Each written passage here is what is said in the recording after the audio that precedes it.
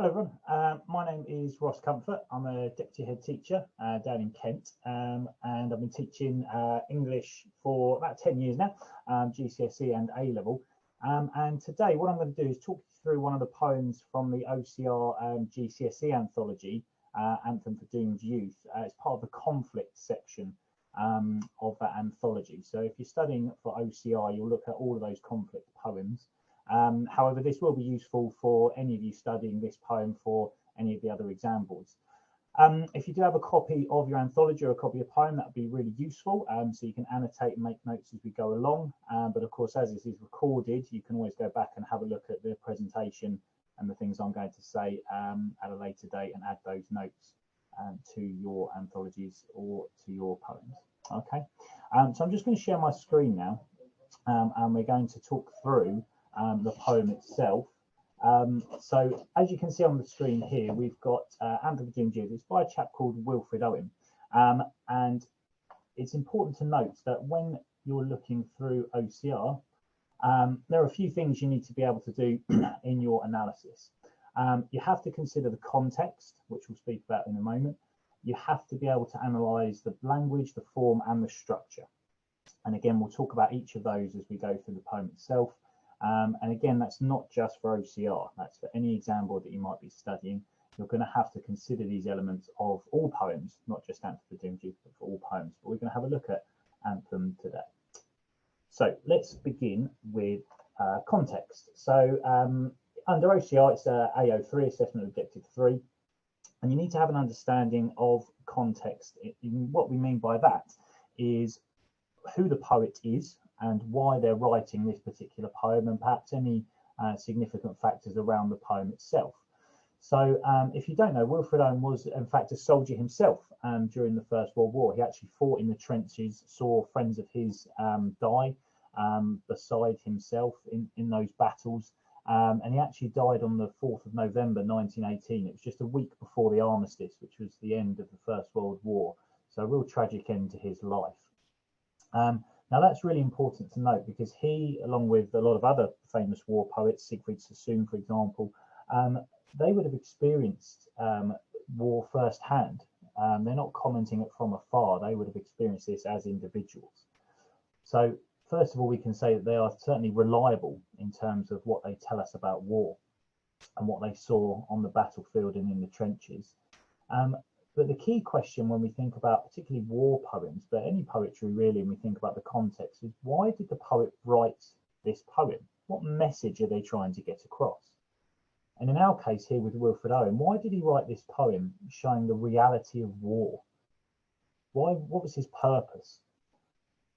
Now, you might have studied First World War in history, perhaps, and you might have looked at things called propaganda.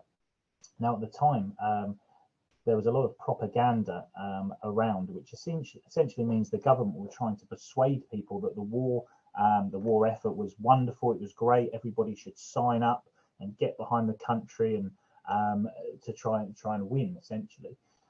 But what Wilfred Owen was trying to show through this poem was that actually the reality of war is far from what the government were telling people. He was essentially saying, no, the government are lying to these poor young men who are signing up for a life in war that just doesn't exist. The reality is very different from the propaganda at home. Okay, so that's a very brief overview of the context there of Owen. Now I'm going to go through on each of the slides. I've got a copy of the poem and I've sort of annotated as I've gone along, and we're going to take each section sort of a bit by bit, and then at the end I've got a bit of a practice question which we can talk through and you can have a go at. So we're going to take the language, the form and the structure as three separate entities. Okay, now I've not annotated everything through this poem because obviously there's an awful lot, and like all great poetry, every single line, every single word has some sort of meaning behind it. But I've just picked out some of the pertinent aspects of language on this particular screen, which I'll just talk through here. So he opens the first stanza. What passing bells for these who die as cattle? So he opens with this rhetorical question as well as this simile.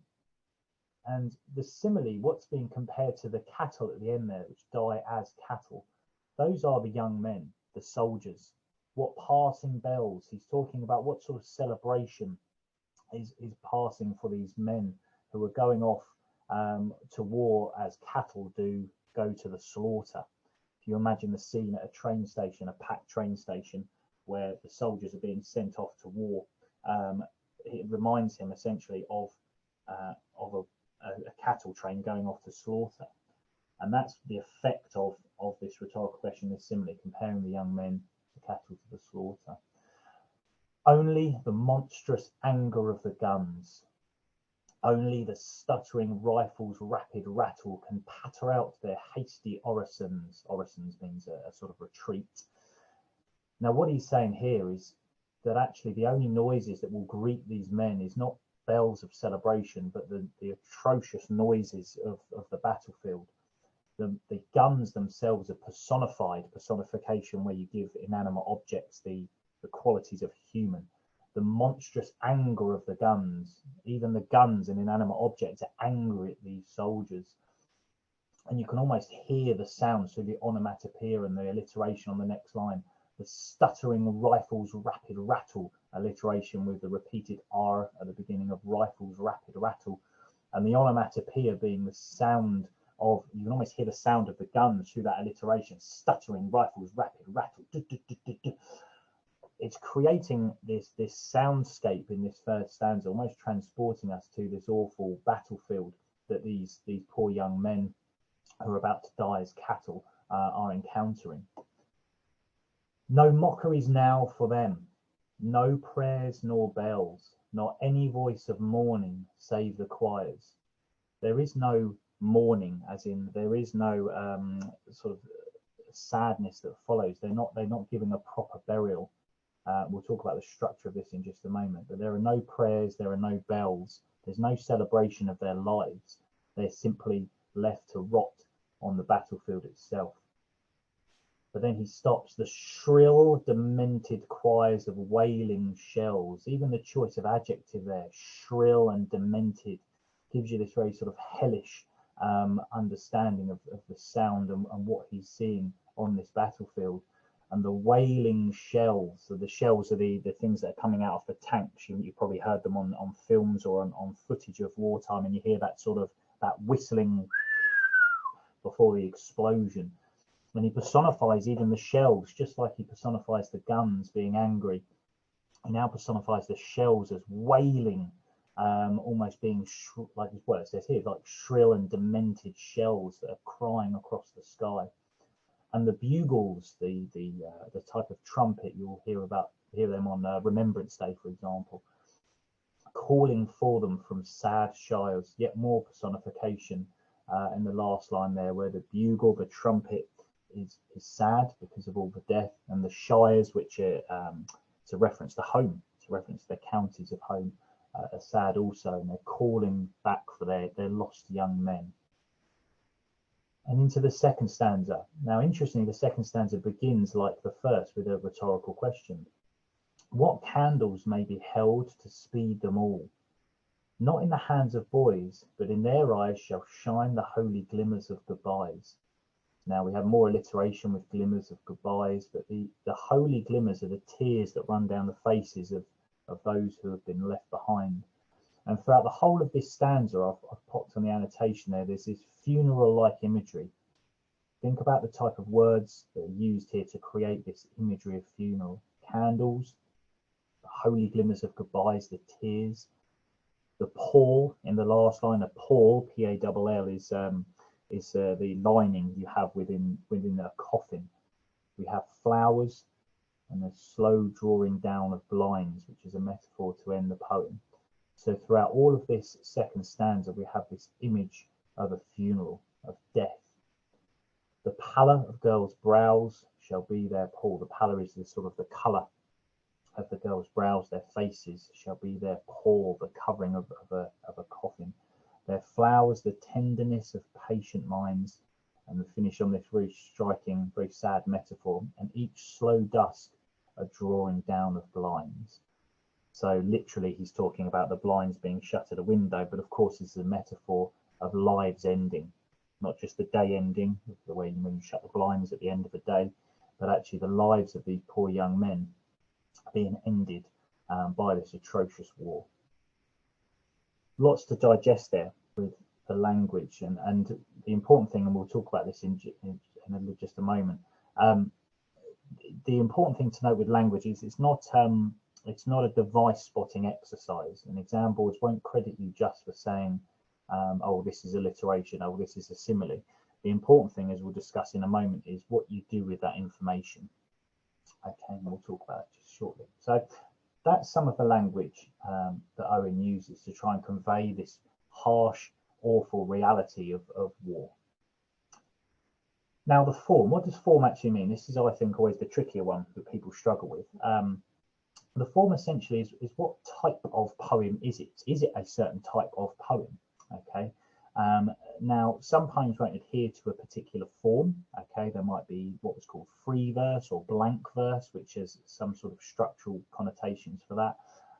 But Anthem for Doomed Youth does follow a very set form, and it's the form of what's called a sonnet. Now, you might have heard of sonnets before, because traditionally sonnets, Shakespeare, for example, wrote many, many famous sonnets, but traditionally sonnets are love poems. Now, that in and of itself is interesting. Why do we think Owen would write a poem about death and war in the form of a love poem? I'll leave you to think about that for just a moment, just while I talk about this. We'll look at some of the other elements of this form when we talk about structure, but two of the key elements, and a sort of an easy-ish way to spot if a poem, any poem, is a sonnet, is to have a look at the structure of the stanzas. Now, as you can see in the first stanza, it's made up of 8 lines, okay, which is called an octet. And then the second stanza is made up of 6 lines, which is called a sestet. So if you ever see a 14-lined poem and it's split across 2 stanzas, and the first stanza has 8 lines and the second stanza has 6 lines, likelihood is it's some form of sonnet, okay? And the general sort of overview of the form here is that the octet contains the essentially the opening, the battlefield. It begins with a question, talking about these men as cattle, and then it describes in real vivid detail this horrific battlefield that we get transported to as readers. And the sestet then again opens with a question, but it transports us back home. Okay, so it's almost like we're being given the, I suppose, the problem, the event, as it were, in the octet, and then I suppose the solution, the conclusion, is in the sestet. Okay, and there are other elements of the sonnet which we're going to have a look at now through our structural analysis. Okay, so there is a very set rhyme scheme for particular types of sonnets and in Anthem for Doomed Youth. Okay, and hopefully you can see this on the screen. Now, when we look at rhyme schemes, we look at the last words of each line and see if any of them rhyme. So we can see here that our first line and our third line rhyme, cattle and rattle. The second and the fourth, guns and orisons, bells and shells, choirs and shires. Okay, now this is what we describe as an A-B rhyme scheme. If we label the lines, first line A, and then we label the line that rhymes with that line with another A, it would be the first and the third line, A and A. The second line we can label as B, and then we could get the line that rhymes with B, which is the fourth line, and label that as B.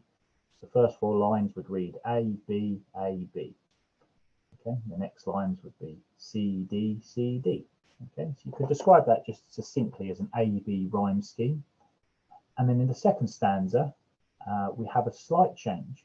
So we have all and Paul, the first and fourth lines of the second stanza, eyes and goodbyes, which is the second and the third line, and then it ends with what's called a rhyming couplet, a couple of lines that rhyme, minds and blinds. Okay, now the eyes and goodbyes in the second and third lines, you could describe it as what's called an envelope rhyme, because it's enveloped by the other 2 lines around there. But again, the rhyme scheme here is what's important, okay?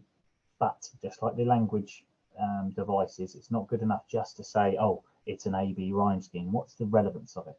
And the tip here is that if you can find 2 lines with the words at the end that rhyme, there's often a connection between the line, between the words that are rhyming. Okay, so for example, the envelope rhyme in the second stanza here, the eyes and goodbyes, what's the connection there? Well, let's have a think. Well, in the eyes, what's coming from the eyes? Well, it's the glimmers of goodbyes, the tears. So we have this connection between the two lines, okay? And what that does is it emphasizes, to emphasize something is always a good way to start, but to emphasize this idea, and it could be any idea, but in this particular case, it's emphasizing the tears, it's emphasizing the sadness that's happening in the eyes of those people who are left behind, okay? We also have iambic pentameter, okay? Now, this is a type of rhythm that runs through the poem. You might have heard of it as the sort of di-dum, di-dum, di-dum, di-dum, di-dum sort of rhythm. But essentially what an iambic pentameter does is it gives you an unstressed followed by a stressed syllable, and it does that 5 times throughout a line. So 10 syllables in total. What passing bells for these who die as cattle? Okay, actually I guess 11 syllables. Only the monstrous anger of the guns. Okay, can still be iambic pentameter with more than 10 syllables, but I don't have time to go into why that is today. Let's look at the second line. Only the monstrous anger of the guns. 10 syllables. It has this rhythm. Dee dum, dee dum, dee dum, dee dum, dee dum. Now again, it's all well and good picking out iambic pentameter, but why? Why is there iambic pentameter and the effect of it? Well, the effect of iambic pentameter is it picks out individual words that are stressed. Let's have a look at the second line. Only the. None of them are really stressed, and we can't really say anything about them in our analysis. Monstrous, anger, guns. So those 3 words in that second line are emphasized by the rhythm, by iambic pentameter. So we can say, for example, and we'll look at another proper example in just a moment, but we could say that that second line, the personification of the guns is emphasized by the iambic pentameter. If we think about previously, when we looked at the language here in the second line, the personification of the guns is emphasized by the iambic pentameter, and then go on to essentially expand on whatever we're trying to argue in our answer. Okay, we'll have a look at another example in just a moment. And there's another device being used in here, which is called a caesura, as you can see by the arrow. Now, caesura is essentially just a pause in the middle of a line. So here, no mockeries now for them, no prayers nor bells. You see the semicolon creates that pause. And again, what's the effect? Well, it's quite somber, isn't it? S-O-M-B-R-E. It's quite a somber effect where we've got this sadness and this stillness because of all the death that's happening, isn't it? So if you ever see a pause in the middle of a line, you can describe that as a caesura. But again, importantly, what's its effect? Why is it there? Okay. So as I've said, you must explain what effect your chosen quotation has on the reader. Okay. So if we picked our monstrous anger of the guns here, what's the effect? Yes, there's personification. Yes, it's iambic pentameter. But what's the effect on the reader? Well, I suppose in this particular example, we could argue that the effect on the reader is that we are transported to this battlefield where even inanimate objects are angry at the young soldiers. It's a horrific place to be. And through the devices that Wilfred Owen uses in the first stanza, the reader is transported there so we can really understand the true reality and horror of war. Okay. So that's just a sort of almost a very short, very simple, basic P paragraph, which I'll talk about in just a moment, very briefly. Just a tip for you, and a tip I've given to my students over the years is be very, very smart with your quotations that you select, okay? Try and pick quotations where you can talk about, if you can, language, form and structure for that single quotation. So just like in my example there, my one quotation is monstrous anger of the guns, but I'm able to talk about language, the personification, and the structure with iambic pentameter. I could go on and talk about the form, because iambic pentameter is an element of the sonnet form. Okay, so through one quotation, monstrous anger of the guns, I could talk about language, form, and structure, and link that to whatever question that I'm being asked about. So just be very smart with your quotations when you're selecting these. Okay. Now, I'm going to leave you now. I've only got a couple of minutes left, but I'm going to leave you with a practice question to go away and have a look at. And this is based on past papers and things like this from the OCR past papers. But I've just made up this question here. Explore how the poet conveys the reality of conflict. It's quite a vague question, but some of them may well be quite vague for you. My sort of go-to in terms of how you structure an answer to a question like this in an exam is that you introduce the poem through your contextual understanding. So in our case, if we go all the way back, we could talk about Anthem for Doomed Youth, written by Wilfred Owen, who himself was a soldier in the First World War, highlights and then we summarise the poem, highlights the horror and reality of war at a time when propaganda was rife, and Owen, as a soldier in the trenches, wanted to show those at home what the true reality of war was like, something like that. It's difficult to verbalise it rather than write it down, but if you can introduce it, summarise the poem, a little bit of context, and then, and we're talking probably 3 or 4 lines there, then get straight into your analysis. Okay, you might have looked at P paragraphs or something very, very similar in the past, but I always recommend trying to get at least 3 P paragraphs in there, which span the poem, the whole poem itself. Okay, so try and get quotations from essentially the beginning, the middle, and the end, because that shows examiners that you really understood and can discuss the entire poem. If you only pick 3 quotations from the first 3 lines, you may get penalised as you're only talking about a very small section of the poem. So try and pick 3 quotations from across the poem. And as I've said before, for each of your quotations, try and talk about the language, form, and structure for each of those quotations. Okay. As I say, have a go at that question there. Use those notes and those annotations, and do rewatch everything I've said today, as hopefully that will give you a very good understanding of this poem as a whole, and also hopefully a few tips about how to answer poetry questions in general. I hope to speak to you all again soon and run you through some more poems from the OCR Anthology. And good luck, of course, with your exams, and thank you for watching.